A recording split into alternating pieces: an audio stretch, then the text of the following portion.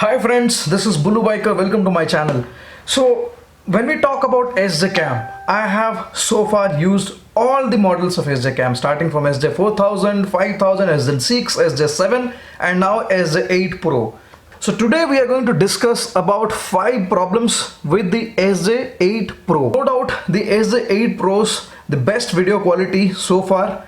If you compare it to any other SJCAMs available in the market, it can also produce 4K videos at 60 FPS. That's something which is really wonderful. But I wish this camera didn't have these 5 problems. Then I would have been the happiest person to own this camera over a GoPro. I wish someone from SJCAM noticed this video and could make the necessary changes to make it the best product in the market.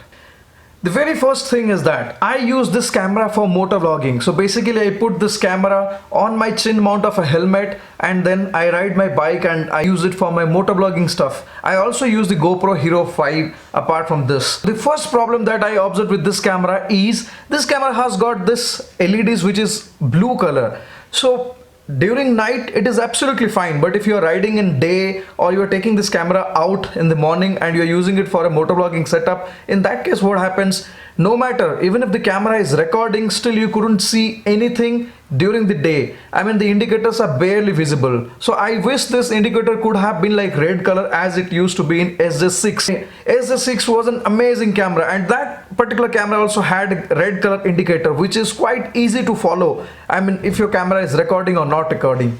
Point number 2. This camera gets hang lot of times, lots and lots of time. First day when I unboxed this camera and was trying to navigate across the menus, the camera gets stuck so many times and I have to open the battery, I have to remove the battery, then again I have to reinsert the battery, then this works out. Similarly, it also happened during my recent ride. I was riding and I switched on this camera and I started recording, and surprisingly it was not recording, it was hanged and I couldn't even turn it off. So I had to park my bike aside and then open the camera and then remove the battery, reinsert it, and then it worked. So this is almost like 4 to 5 times I faced that the camera is getting hanged now and then. So that's the second point. And now coming to the third problem that I faced with this camera is with the external microphone. So basically I bought the external microphone from gearbest.com. Basically it's a microphone with the type C adapter and from the SJCAM brand itself. But when I connect the mic and use it inside the helmet, I'll show you my helmet setup. Basically this is my helmet and I mount my camera over here, and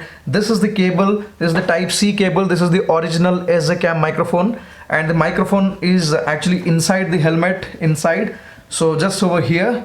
And when I ride I keep on talking. I mean like when I see something then I talk about the place, about how to reach and all that. So I keep doing that. You know, most of the motovloggers, they use these cameras for this kind of purpose, so I do that. What problem I have observed with this microphone is that the camera is too sensitive with the microphone. Even lighter, even if I speak very slowly, still it grabs lots of noise. It grabs, I'm like, it is just oversensitive. Okay, so we have finally arrived at the Digos. आज बहुत सारे bike side हम लोग को देखने को मिल सकता है. फिलहाल टाइम तो 9:43 10 हो गया. मेरे ख्याल से हो सकता है कि कम बाइक्स रहेगा, सब निकल चुके होंगे. Sometimes while riding also I do this. अरे वही तो है, थोड़ा टॉल बाइक होने से ये सब मजा आता है. वही वेदांत इसलिए मिस कर रहा है, टाइगर खरीदेगा नेक्स्ट. हाँ वो भी है यार. अगर ऑफ रोडिंग ऐसा करना है ना, इट इज एडवाइजेबल कि थोड़ा सस्ता बाइक चला. 310GS. I'm also looking for it. देखते हैं. हाँ. And I faced the similar problem with the SJ7. For that matter, I have to remove that camera and I have to go to the GoPro. So if you see, SJ6 was one among the best camera. Then after some time, what happened? The SJCAM people, they upgraded the firmware, and after that I also started facing the same problem with SJ6, that the microphone was oversensitive. It was like grabbing lot of wind noise, it was grabbing lot of background noise, and the moment I try to speak even slowly, it grabs it very loudly and voice is like completely distorted. So I think that way SJCAM has to take care of the software. Maybe they could fix this problem with a software. This is a software issue that I feel. And also they should have a microphone sound incoming volume leveler or something, because that I didn't find it in the camera. If you guys find it, please do post in the comment section of the video so that I can rectify this problem, because without that I'm not going to be able to use this camera as my motovlogging setup, since the microphone is placed very nearby to my mouth. So if it is oversensitive, the whole audio is goofed up. So that's the third problem that I faced with this camera.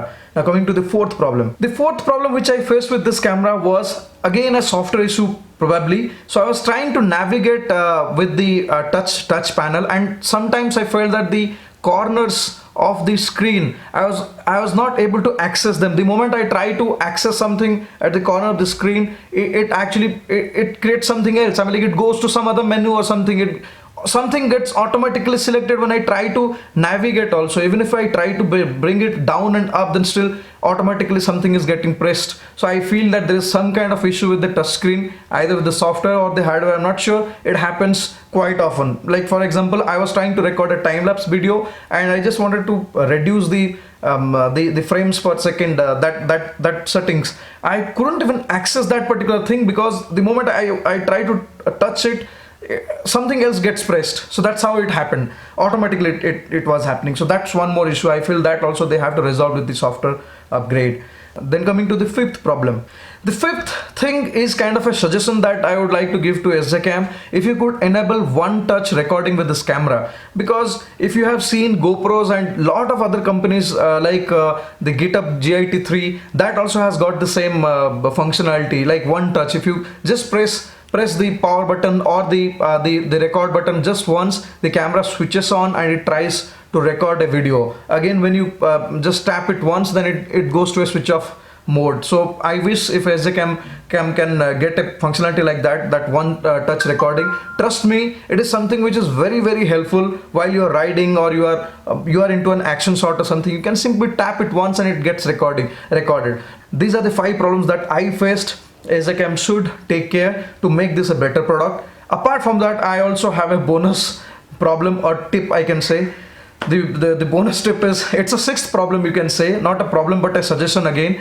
So this camera is priced at about $269 or almost like $280, which is very similar to the pricing of GoPro Hero 5. And honestly, to be very honest, since I'm using both the camera, I don't find this camera really is anyway better than the GoPro Hero 5. I mean, like, see, the very first thing that I like about a Hero 5 is the wide view. If you see, the super view is something which is an excellent thing in GoPro. Apart from that, even the quality, if you see, there is little bit of difference between this and that. Okay, so that way I feel the pricing. See, why would we like to select an SJCAM over a GoPro or any other camera? The main reason was that these were like affordable cameras, but now what I see is like $289 is close to $300, which is very, very expensive for this camera, to be very honest, because we expect SJCAM to come up with good products at little lesser price compared to other products. But this is now kind of competing with GoPro Hero 5 as far as the pricing is concerned. So that way I request SJCAM, if they can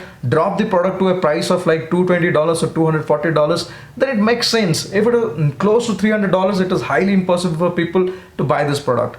That's the 6th point. And overall, I would like to say one more thing is that I don't know why SJCAM thought of launching like 3 different camera in the SJ8 version. I am really confused about it. I don't really know about the other 2 models. I mean the SJ Plus and the SJ8 Air. But I am really confused. It could have been like just one camera and with an affordable price segment.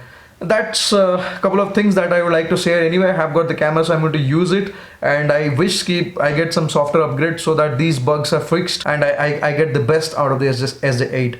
So apart from that, if we talk about the good points, yeah, it records very good videos, and this is one of the camera which records 4K videos at 60 fps, which is really an amazing thing. So that's all about it, friends. Do let me know if you find any other problems apart from this. Just comment down in the video. Have a great day and bye bye. Thank you.